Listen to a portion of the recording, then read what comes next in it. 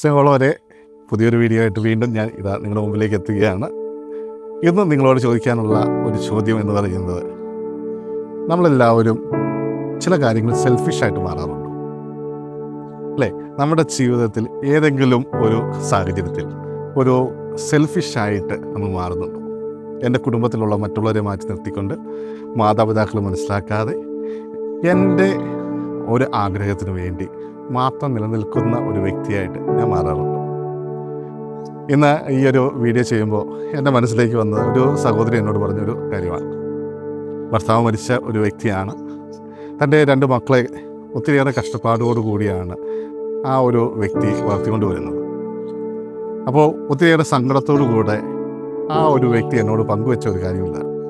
ഈ ഇടയ്ക്ക് എൻ്റെ മകന് ഒരു ഐഫോൺ മേടിക്കണമെന്ന് ഭയങ്കര ആഗ്രഹം. അങ്ങനെ ദുശീലങ്ങളൊന്നും ഇല്ലാത്തൊരു കുട്ടിയാണ്. പക്ഷേ എന്താ ഇല്ല, ഈ ഐഫോണിനോട് വല്ലാത്തൊരു ആകർഷണം.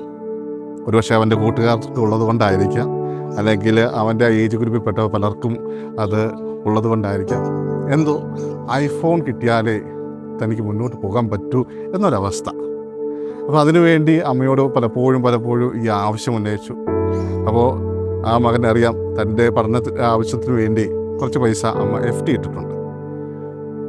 കൃത്യം ഒരു മാസം എന്തെങ്കിലും ശമ്പളം കിട്ടുമ്പോൾ അതെല്ലാം പല കാര്യങ്ങൾക്ക് വേണ്ടി ചിലവഴിച്ച് ഒന്നും ഉണ്ടാവാറില്ല. പേഴ്സണലായിട്ട് എടുക്കാനൊന്നും ഇല്ലാത്തൊരവസ്ഥ ഉണ്ടെങ്കിൽ പോലും മക്കളുടെ ഭാവിയെ കരുതി പലപ്പോഴും കുറച്ച് പൈസ ഇങ്ങനെ കൂട്ടി വയ്ക്കുന്ന ഒരു സ്വഭാവം ആ സഹോദരിക്കുണ്ട്.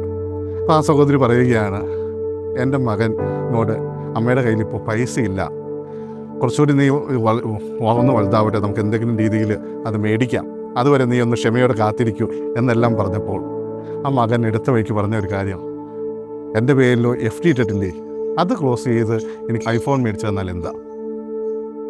ഒന്ന് ആലോചിച്ച് നോക്കുക. ആ മകൻ അമ്മയെ കൃത്യമായിട്ട് മനസ്സിലാക്കുന്നു. അമ്മ കടന്നു പോകുന്ന മാനസിക സംഘർഷം എത്രമാത്രമുണ്ടെന്ന് ആ മകൻ കൃത്യമായിട്ട് മനസ്സിലാക്കുന്നു. പ്രിയമുള്ളവർ, ഈ ഒരു സംഭവത്തിലൂടെ ഞാൻ നിങ്ങളോട് ചോദിക്കാൻ ആഗ്രഹിക്കുന്നത് തന്നെയാണ്, നമ്മുടെ മാതാപിതാക്കളെ നിങ്ങൾ ശരിക്കും മനസ്സിലാക്കാറുണ്ട്? പ്രത്യേകിച്ച് അവർ കടന്നു പോകുന്ന ആ സ്ട്രഗിൾ.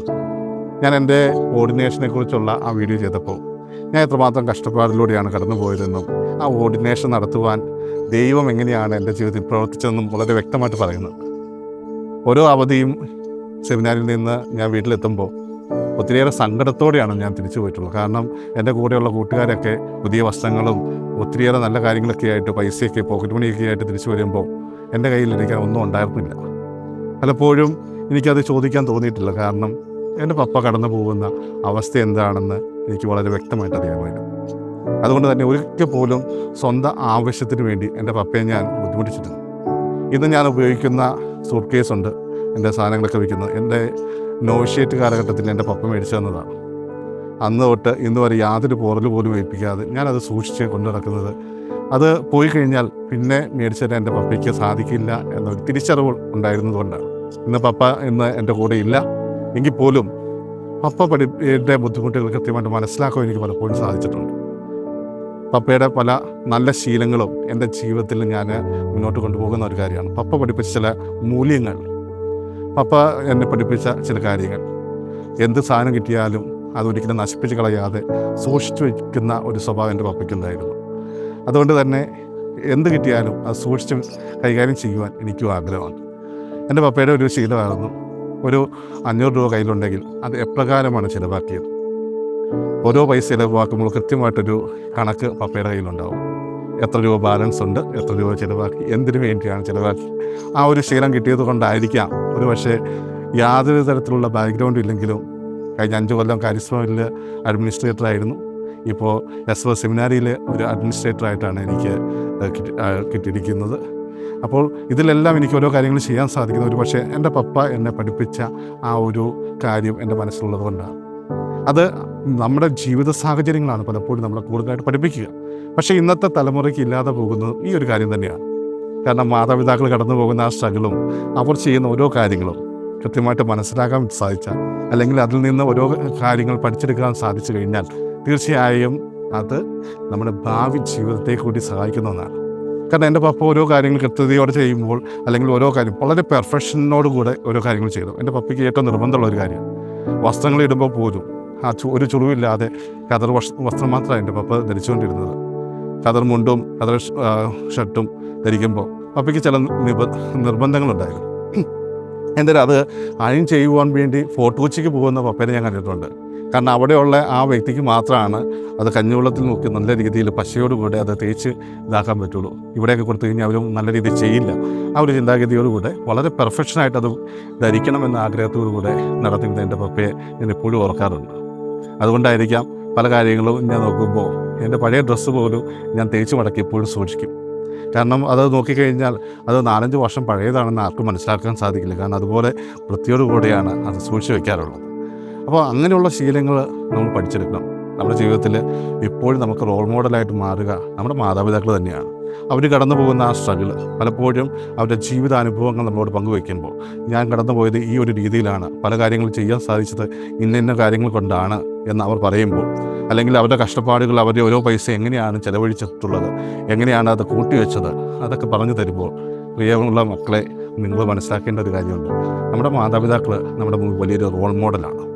അവരുടെ ജീവിത സാഹചര്യം ഒത്തിരി പ്രതികൂലമായിട്ടുള്ള സാഹചര്യങ്ങൾ അവരുടെ ജീവിതത്തിലുണ്ടായിരിക്കും. പക്ഷേ ആ ജീവിത സാഹചര്യത്തിൽ നിന്നുകൊണ്ട് തന്നെ തങ്ങളുടെ മക്കളുടെ ഭാവിക്ക് വേണ്ടി അവർ എന്തെങ്കിലും ചേർത്ത് വെച്ചിട്ടുണ്ടെങ്കിൽ അത് വെറുതെ എടുത്ത് നശിപ്പിക്കാനുള്ള ഒന്നല്ല, മറിച്ച് അത് നമ്മുടെ ഭാവി സുരക്ഷിതമാക്കുവാൻ അവരുടെ ഇഷ്ടങ്ങൾ പലതും വേണ്ടെന്ന് വെച്ച് അവർ ചേർത്ത് വയ്ക്കുന്നതാണ്.